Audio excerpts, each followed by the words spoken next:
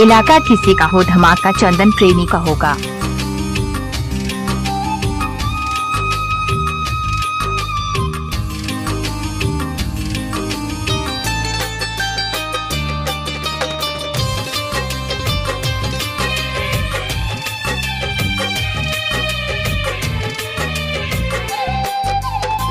पहले न शराब के लगावत रही हाथ हो, अब तो पिया तनी हम दिनों रात हो।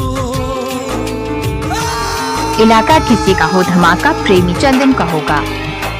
पहले न शराब के लगावत रही हाथ हो, अब तो पिया तनी हम दिनों रात हो।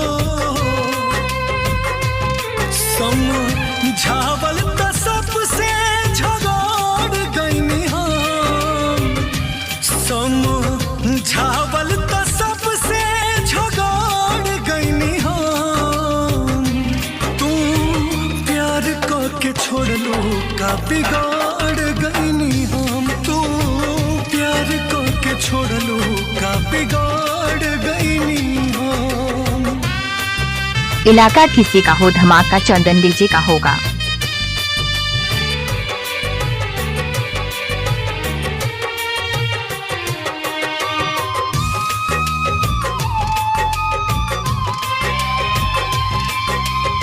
सब कुछ लुटा गइल बा, कुछ न पास बा, जिंदगी में जिए के ना अब कवनो आस बा।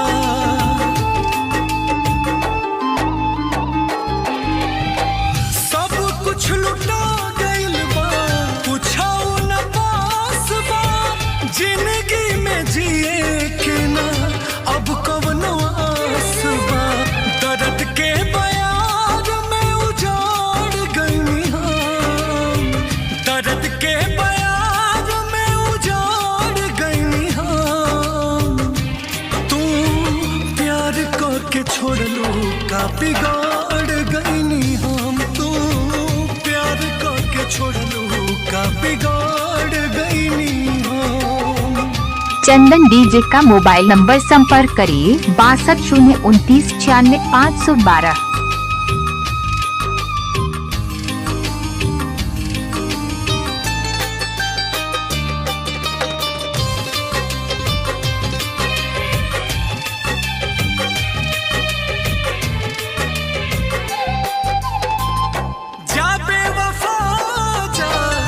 रहीबाद हो, काद हलरी सुके पूरा बर्बाद हो।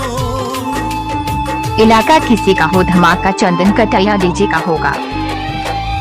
जा बेवफा जा, रहीबाद हो, काद हलरी सुके पूरा बर्बाद हो।